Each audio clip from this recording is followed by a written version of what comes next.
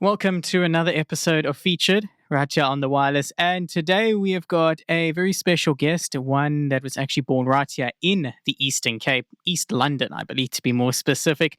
Welcome to Featured, Jade Garisch. How are you? And thank you for joining me. I'm good.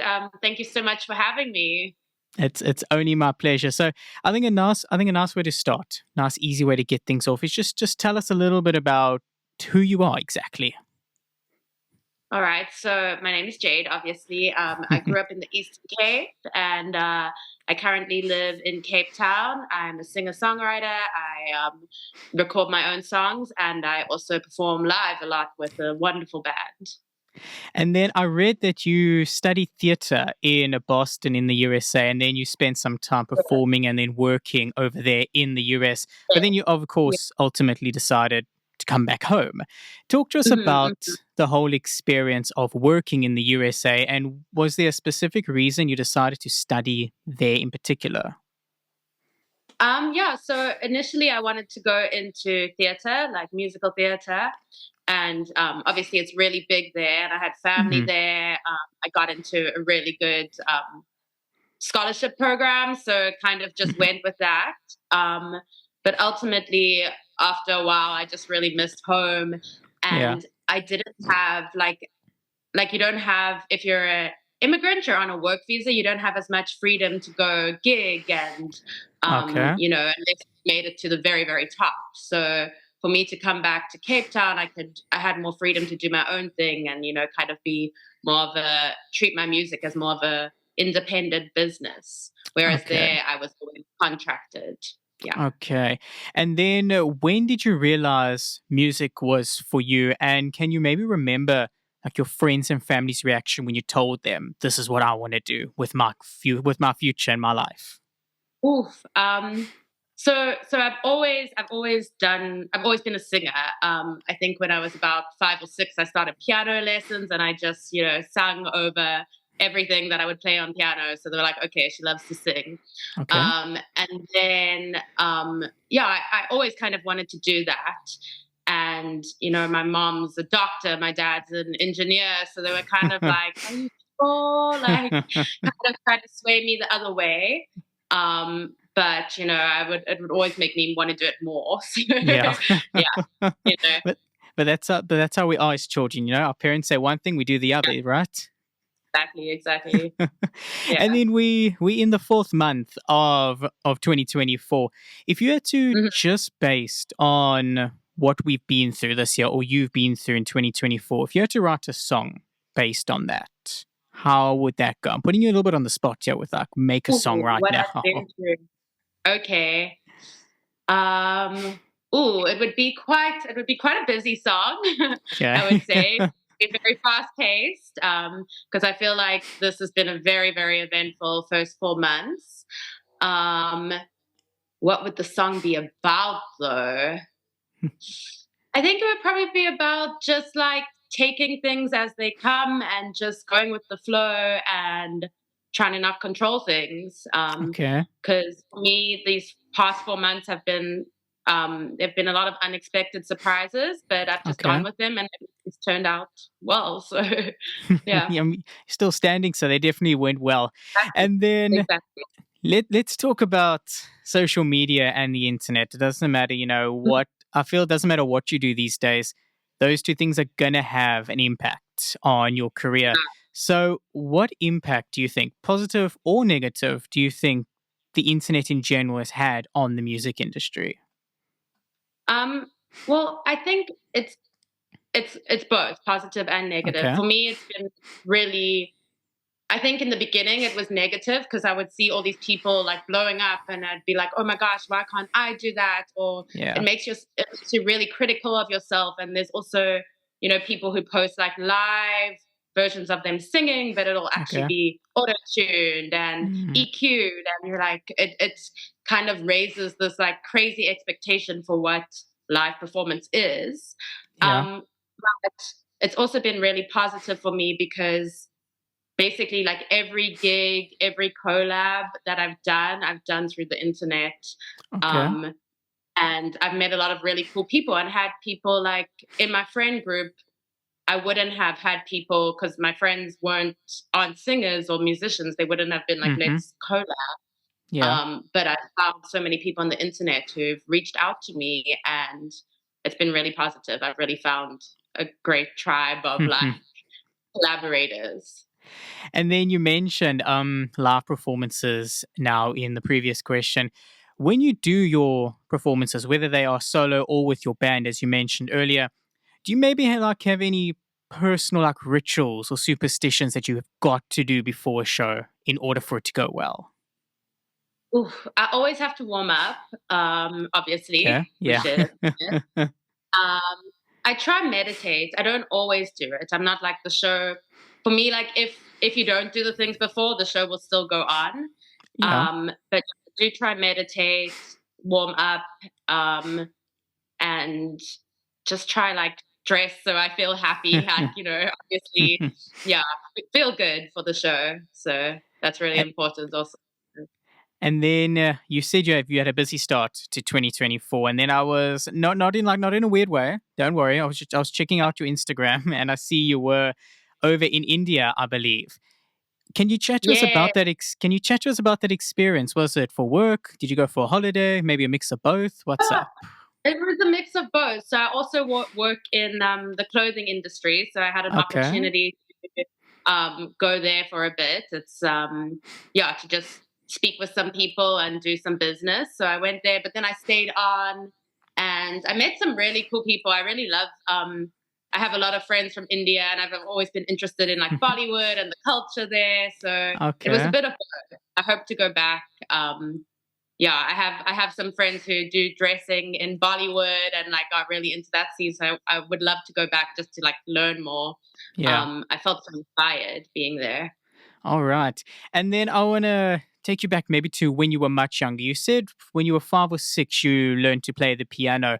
But can you Mhm. remember the first show you ever did? Like maybe the first time you ever sang in front of a group of people. Can you remember that? What was that all like? Yeah, it was at a piano recital, and I just started singing because as a 6-year old does, Yeah. Um, when I did that, it was actually so lovely because at that stage of my life, it was just like I was singing because I wanted to. It Okay. wasn't there wasn't like this pressure. But then I think as I turned like 10, 11, 12, 13, you have all Yeah. these like competitions, and Mm-hmm. that, I don't know, I think that was like not a nice time because I put so much pressure on myself, and it was a Okay. classical, that was classical music, and you had to be a certain way, and but now that I am older, I'm in a really good place where it's like, okay, I can critique myself, but every time I sing, I'm always Yeah. going to have fun, And and that's the most. can you maybe remember some of the competitions? You mentioned our competitions. Can you maybe remember some of them that you did when you were younger? Yeah, I mean, I always did it a Stepfords, as people Mm-hmm. do, and there were a few just like I can't remember what they were called, but Yeah. random singing competitions, and I think those are good to get people performing and stuff. But it's also it can be quite like when you're like that age, you can be quite critical of yourself, Yeah. and no, I don't think that's what music should be. It should be Mm-hmm. about growing and being creative and expanding. So yeah, Of I course. have lots Yeah. of questions about music education sometimes. And then I want to put you maybe a little bit on the spot here. So, out of all the songs that you have released, I want you to name Mm, me your 3 favorite ones and why they're in your top 3 of your okay, favorites. okay. Well, I really love Sink Not Swim. That's a collab I did with someone called Mrumbi. Mm-hmm. Um, but I love that one just because I don't know. I think I just really found my sound in that song. Okay. So yeah, it became very. I don't know. It's like an anthem, and I just love performing that one.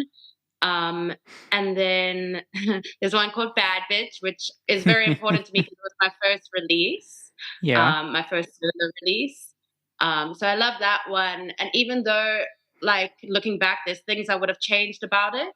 Mm-hmm. Um, I I'm like just proud of it because it meant a lot to me.